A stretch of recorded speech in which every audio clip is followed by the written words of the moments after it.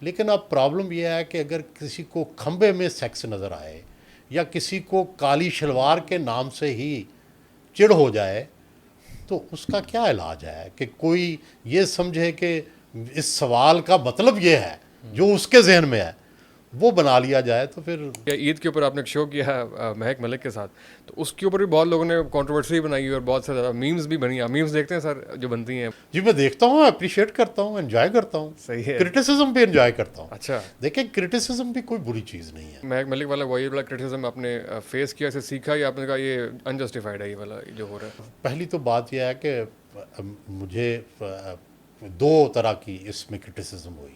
جی ایک کرٹیسزم پہلی یہ ہوئی کہ جی آپ نے مہک ملک کا انٹرویو کیوں کیا. تو بنیادی بات یہ ہے کہ ہم جو انٹرویو کرنے والے ہیں ہم تو چور، ڈاکو، طوائف، ٹرانسجنڈر، مسلمان، مولوی، عالم دین، بادشاہ، فقیر، ہر ایک کا انٹرویو کرتے ہیں اور یہ ہمارا کام ہے. اس کی بات سنتے ہیں. اس کی بات سنتے ہیں اور سنانا چاہتے ہیں لوگوں کو. تو اس لیے یہ اعتراض تو بالکل ہی بوتا ہے. پھر کچھ دوسرے لوگوں نے یہ سوال کیا، یہ اعتراض کیا کہ آپ نے یہ سوال کیوں کیا.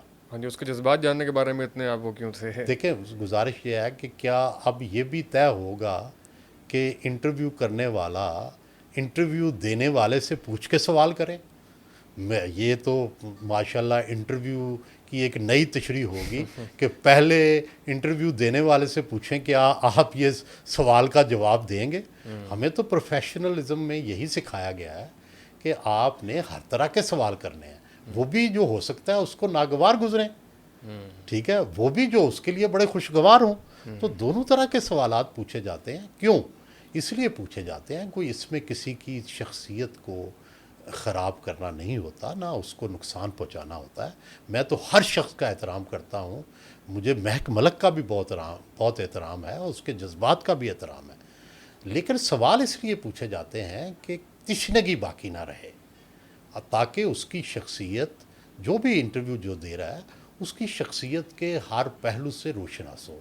لیکن اب پرابلم یہ ہے کہ اگر کسی کو کھمبے میں سیکس نظر آئے یا کسی کو کالی شلوار کے نام سے ہی چڑ ہو جائے تو اس کا کیا علاج ہے کہ کوئی یہ سمجھے کہ اس سوال کا مطلب یہ ہے جو اس کے ذہن میں ہے وہ بنا لیا جائے تو پھر ظاہر ہے اس کا تو ہمارے پاس حل نہیں ہے. ہم اس کے لیے دعا ہی کرتے ہیں کہ اس کا ذہن صاف ہو جائے، اس کا ذہن صاف ہو جائے تو وہ کھمبے کو اور کالی شلوار سے مطلب نہ نکالے، اس کو کالی شلوار اور کھمبا ہی رہنے دے.